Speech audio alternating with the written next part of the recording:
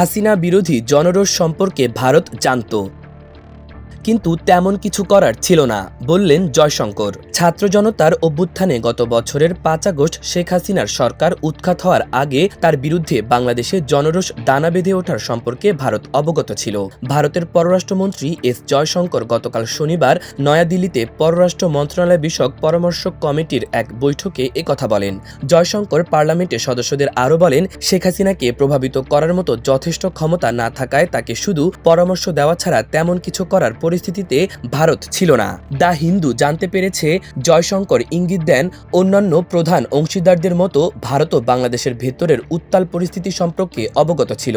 এ প্রসঙ্গে জাতিসংঘের মানবাধিকার প্রধান ভলকার তুর্ক সাম্প্রতিক মন্তব্যের কথা উল্লেখ করেন তিনি।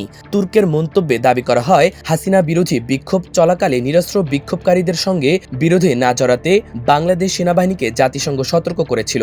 বলা হয়েছিল, এ ধরনের পদক্ষেপ জাতিসংঘে সেনাবাহিনীকে শান্তিরক্ষা কার্যক্রম থেকে নিষিদ্ধ করতে উৎসাহিত করবে। আশুলিয়ায় লাশ পোড়ানোর মামলার তদন্ত শেষ, ঈদের পরে অভিযোগ দাখিল। জুলাইয়ে গণ-অভ্যুত্থানের সময় আশুলিয়ায় হত্যার পর ৬ মরদেহ পোড়ানোর ঘটনায় মামলার তদন্ত শেষ বলে জানিয়েছেন আন্তর্জাতিক অপরাধ ট্রাইব্যুনালের চিফ প্রসিকিউটর তাজুল ইসলাম। রোববার দুপুরে আন্তর্জাতিক অপরাধ ট্রাইব্যুনালের এক সংবাদ সম্মেলনে এ তথ্য জানান চিফ প্রসিকিউটর বলেন, একটি মামলার অর্থাৎ আশুলিয়ার ঘটনার তদন্ত রিপোর্ট আমাদের হাতে চলে এসেছে। এছাড়া বাকি ৩ থেকে ৪টি মামলার তদন্ত ফিনিশিং টাচ চলছে। আশা করি ঈদের পরপরই এই রিপোর্টগুলো আমাদের হাতে চলে আসবে। আরও ৩ থেকে ৪টি মামলার তদন্ত শেষের পথে, ঈদের পরপরই শেষ হবে সেগুলো। তাজুল ইসলাম বলেন, এই রিপোর্টগুলো আসার পরপরই আনুষ্ঠানিক যে অভিযোগ তা আমরা দাখিল করব, এরপরই শুরু হবে বিচার। ইউনূস মোদির বৈঠক নিয়ে এখনও ঢাকার চিঠির জবাব দেয়নি দিল্লি।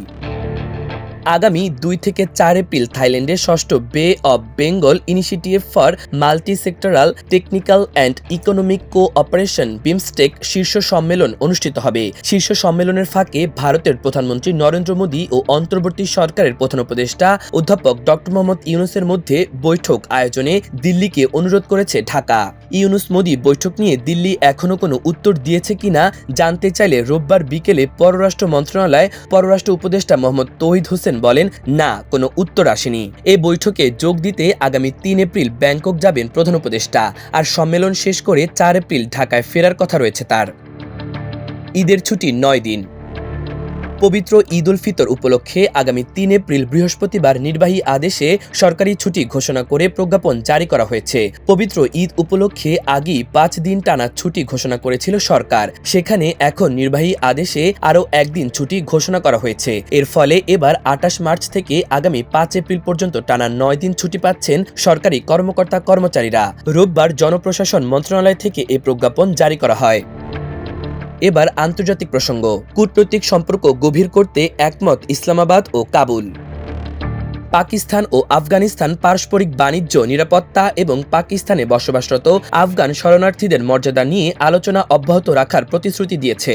স্থানীয় সময় গত শনিবার কাবুলে পাকিস্তানের আফগানিস্তান বিষয়ক বিশেষ দূত মোহাম্মদ সাদিক ও আফগানিস্তানের ভারপ্রাপ্ত পররাষ্ট্রমন্ত্রী মাওলাভি আমির খান মুত্তাকির মধ্যে অনুষ্ঠিত এক বৈঠকে দেশ দুটি এই বিষয়ে সমঝোতায় পৌঁছায়। বিশ্লেষকদের মতে এই বৈঠক দুই দেশের মধ্যে বিদ্যমান উত্তেজনা কমাতে গুরুত্বপূর্ণ ভূমিকা রাখতে পারে। পাকিস্তানের আফগানিস্তান বিষয়ক বিশেষ দূত মোহাম্মদ সাদিক বর্তমানে ৩ দিনের সফরে কাবুলে অবস্থান করছেন।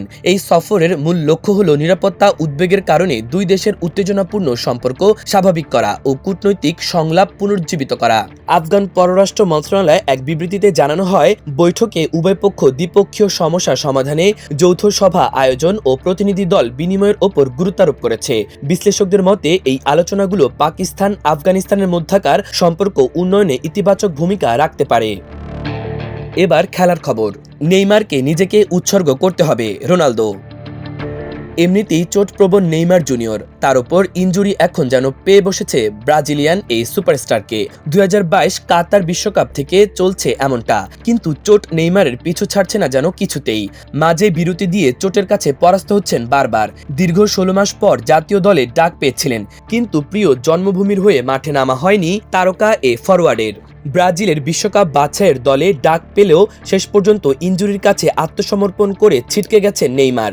এখন আগামী বিশ্বকাপে তার খেলার সম্ভাবনা পড়ে গেছে আছে শঙ্কার মুখে। তবে ব্রাজিলিয়ান কিংবদন্তি রোনালদো নাজারিওর বিশ্বাস 2026 বিশ্বকাপে খেলতে পারবেন নেইমার। এজন্য নেইমারকে নিজেকে উৎসর্গ করতে হবে বলে মনে করছেন দ্য ফেনোমেনন। নিজের দেশের চার্লা পডকাস্টে নেইমারকে নিয়ে রোনালদো বললেন, আমি বিশ্বাস করি নেইমার পরের বিশ্বকাপে খেলবে। নেইমার একজন অসাধারণ প্রতিভাবান, কিন্তু তাকে নিজেকে উৎসর্গ করে দিতে হবে, চেষ্টা করতে হবে। এটা উৎসর্গ করার মতোই উপলক্ষ। মাহবুব রহমান ইমন, আমার দেশ।